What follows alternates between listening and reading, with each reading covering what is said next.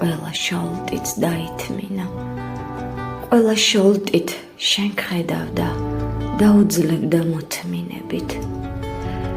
აჩერებდა შენი სული, აფერხებდა სიყვარული, რომ ეჩვენა მისი ძალა, მრისხანება და ღმერთობა. მოთმინება შენიყავი წლების უკან, პარასკევ დღის მე-6 საათზე. განაჩენი პილატემ რომ ხალხის წინ რომ განაცხადა, ჯვარცმა მოხდეს, აღესრულოს. იმ დღეს მოხდა ის, რაც მოხდა.